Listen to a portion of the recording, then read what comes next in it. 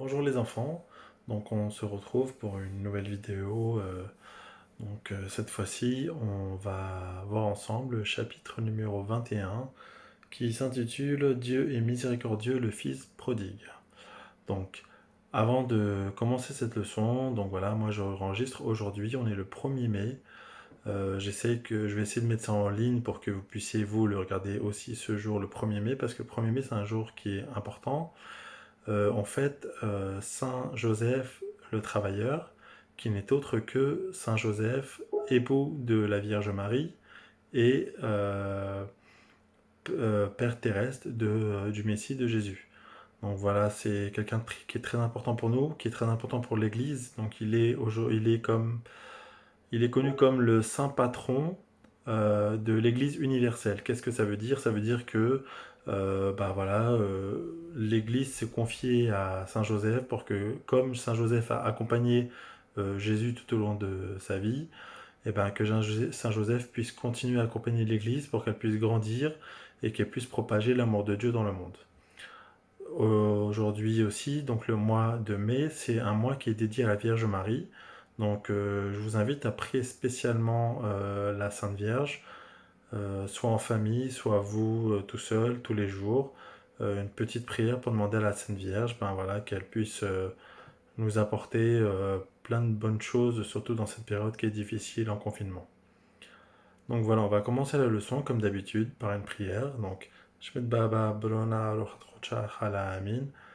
Babandili Bishmaya, Baish Kochashmor, Atia Malkotor, Awe Ejbonor, Derdili Bishmaya Adar Ambara. Allan Lakhmat Sekota Dadi Yoma, Shur Talan Glan Urtiatan, Dadam Akhni Shuklelani Dartele Lan. لما وتنجو رابا لن خلصا من بيشام سبب ديرو خيلا ملكوتا خيلا وتجبو اختاد أباب أبدين آمين شمت بابا برونا روح تخوتشا خلا آمين. Donc voilà, je vous invite à aller au chapitre 21, ça se trouve page 167. Voilà, je vous donne quelques secondes, hein. J'espère que vous aviez déjà votre livre avec vous. On va commencer pour cette fois-ci par lire directement la parole de Dieu. Donc ça se trouve page 170. Donc voilà. Vous avez peut-être déjà entendu cette histoire, mais voilà, on va y revenir plus profondément. La dernière fois, on a vu ensemble que on avait parlé du bon samaritain, donc on avait parlé de l'amour du prochain, comment manifester l'amour de Dieu envers les autres. Et cette histoire va nous raconter comment Dieu peut manifester son amour envers nous.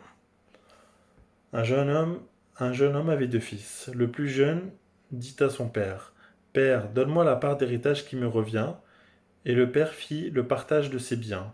Peu de jours après, le jeune, le plus jeune rassembla tout ce qu'il avait et partit pour un pays lointain, où il gaspilla sa fortune en menant une vie de désordre. Quand il eut tout dépensé, une grande famine survint dans la région. Et il commença à se trouver dans la misère. Il alla s'embaucher chez un homme du pays qui l'envoya dans ses champs garder les porcs. Il aurait bien voulu se remplir le ventre avec les gousses que mangeaient les porcs, mais personne ne lui donnait rien. Alors il réfléchit. Tant d'ouvriers chez mon père ont du pain en abondance, et moi, ici, je meurs de faim. Je vais retourner chez mon père et je lui dirai, Père, j'ai péché contre le ciel et contre toi. Je ne mérite plus d'être appelé ton fils. Prends-moi comme l'un de tes ouvriers. Il partit donc pour aller chercher son père. Comme il était encore loin, son père l'aperçut et fut saisi de pitié. Le fils lui dit, Père, j'ai péché contre le ciel et contre toi. Je ne mérite plus d'être appelé ton fils. Mais le père dit à ses domestiques, Vite, apportez le plus beau vêtement pour l'habiller, mettez-lui une bague au doigt et des sandales aux pieds. Allez chercher le veau gras, tuez-le, mangeons et festoyons. Car mon fils que voilà était mort et il est revenu à la vie. Il était perdu et il est retrouvé. Et ils commencèrent la fête. Donc voilà, on va voir ensemble dans ce texte qu'est-ce qui est important, qu'est-ce que ça nous dit des différentes attitudes de chacun des personnages. Donc pour ça, on va repartir, voilà, page 167. Donc vous voyez, la première image qu'on nous montre, hein, vous voyez bien, voilà, le jeune homme qui est là, qui a un coffre, qui a des beaux vêtements, et le père qui lui dit au revoir. Le jeune homme, il regarde même pas le père, voilà, il s'en va. il quitte la famille et il se dit que bah voilà, il va partir, il va profiter de l'héritage qu'il a, sans penser à sa famille, sans penser à ses proches et sans penser à rien d'autre que de vouloir faire la fête. Donc il nous rappelle dans le début du texte, voilà, un père avait deux fils, hein. Il a dit à son père, donne-moi ma part d'héritage, j'en ai besoin pour de suite. Le père en fut très peiné, mais il accepta et partagea ses biens, et donna à son jeune fils la part qui lui revenait. Au bout de quelques jours, celui-ci quitta la maison paternelle et partit tout joyeux pour un pays lointain. Souvent, on a envie de partir, on a envie de découvrir le monde, et on oublie un peu nos racines, on oublie un peu d'où on vient, et euh, on oublie l'essentiel. Voilà, on a envie de faire la fête, on a envie de découvrir plein de choses, et on oublie ce qui est vraiment important. Regarde le dessin, hein. Le fils est heureux de partir en serrant contre lui son argent. Il n'a même pas un dernier regard vers son père qui, en pleurant, lui dit adieu. C'est comme je vous ai montré voilà, sur la photo. Le père, il dit au revoir. Le fils, il regarde même pas le père. Il a envie de partir. Il a envie de s'enfuir. Voilà, donc c'est vraiment une attitude qui n'est pas forcément une bonne attitude parce qu'on peut partir de la maison, mais quand on part de la maison, voilà, on embrasse son père, on est un peu triste de quitter la maison, on sait qu'on va découvrir d'autres choses, mais voilà, il faut quand même avoir certaines émotions qui nous rappellent qu'on perd quelque chose. Là, on a vraiment l'impression que le fils, ben, derrière lui, il a rien laissé d'important, il a pris tout ce qui était important pour lui et il part avec tout ce qui compte pour lui. Donc, euh, sur la deuxième image, comme vous le voyez, on voit le fils qui est dans un champ de cochons, voilà, en train de surveiller les cochons. Donc, comme on a pu le lire tout à l'heure dans le passage de l'évangile, le jeune homme qui est là, il a gaspillé tout son argent et ben, à un moment donné, quand il n'avait plus d'argent et quand il savait plus trop comment faire, il a trouvé un travail très pénible. C'était un travail où il devait garder les cochons, donc il voyait que les cochons, ils avaient à manger, qu'ils étaient bien nourris, qu'ils devenaient bien gros, et lui, il pouvait pas manger, on lui donnait pas à manger. On lui permettait même pas de manger ce que les cochons mangeaient. Donc il venait d'une famille qui avait beaucoup d'argent, il venait d'un endroit où il était bien, il est parti, il a gaspillé tout son argent, et il est venu dans une situation qui est vraiment une situation où c'est très difficile à vivre. Alors il y a un truc très important, donc je vais revenir dessus. Quand on a lu le texte de l'évangile de Saint Luc, donc dit la parole de Dieu, il y a une phrase qui est très importante où il dit alors il réfléchit. Souvent, on ne fait pas attention à un genre de détail, hein, mais il faut vraiment se dire que c'est possible qu'on prenne des mauvaises décisions, c'est possible qu'on fasse des mauvaises choses, c'est possible que on se retrouve dans des situations qui sont très difficiles. Mais quand c'est comme ça, il ne faut pas réagir tout de suite par rapport à ce qui nous arrive. Il faut se poser, il faut réfléchir, il faut se demander euh, à quel moment on était dans une meilleure situation et se dire, bah voilà, là je sais que j'étais dans une meilleure situation, pourquoi ne pas essayer de revenir à la situation où j'étais dans une meilleure situation. Là, le fils, quelle réflexion il a? La réflexion qu'il a, le fils, c'est de se dire que aujourd'hui, bah, je suis devenu un serviteur, c'est moi qui garde les cochons du monsieur pour qui je travaille. Et ben, comment ils étaient traités les serviteurs de mon père? Ben, mon père, il traitait très bien ses serviteurs. Mon père, il donnait à manger à ses serviteurs. Mon père, il s'occupait de ses serviteurs. Même si c'était des serviteurs, ils avaient quand même de quoi manger tous les jours sur la table. Donc, certes, aujourd'hui, je suis parti de chez mon père, j'ai fait plein de péchés, j'ai fait plein de mal, mais si je reviens, peut-être qu'il va accepter de se dire, bah, mon fils, si tu reviens, voilà, tu pourras travailler comme mes serviteurs et voilà, bah, tu seras traité comme un serviteur, tu mangeras comme un serviteur. Il se dit ça, il se dit pourquoi pas ça. Nous, on peut aussi se dire pourquoi pas ça quand on part fâché, quand on part de la maison, quand on quitte quelque chose, on se dit si on revient et que bah, on demande moins de choses, si on est moins exigeant, si on veut essayer de se faire pardonner, bah peut-être que ça marchera, peut-être qu'on aura des choses qui seront un peu meilleures. Donc, comme on a pu le lire dans le texte de l'Évangile, le fils, il revient à la maison. Donc le père, avant même que le fils il vienne à la maison, il le voit de loin, il court vers lui, il l'embrasse, voilà. Et le fils, il dit une phrase qui est très belle et très importante, qu'on va retrouver juste en dessous du dessin qui est sur la même page que lit la parole de Dieu. Vous voyez, hein, c'est écrit juste là. Je vais vous le relire, hein. Père, j'ai péché contre le ciel et contre toi. Je ne mérite plus d'être appelé ton fils.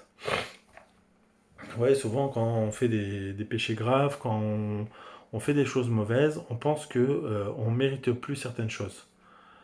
Avec Dieu, ça marche pas comme ça. Avec Dieu, c'est Dieu qui décide si on mérite ou pas. Nous, on n'a pas, nous, on peut réfléchir, on peut se dire qu'on mérite ou mérite pas certaines choses, mais la réflexion de Dieu, elle est toujours différente de la nôtre. Ici, j'ai peut-être pas mentionné, hein, excusez-moi si je l'ai pas fait au début, on parle, c'est une parabole. C'est une parabole que Jésus raconte. Donc Jésus essaie de nous expliquer quelque chose.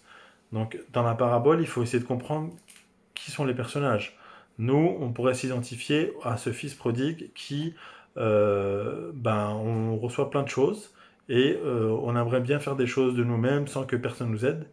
Et le père dans cette histoire, on peut le comparer à Dieu.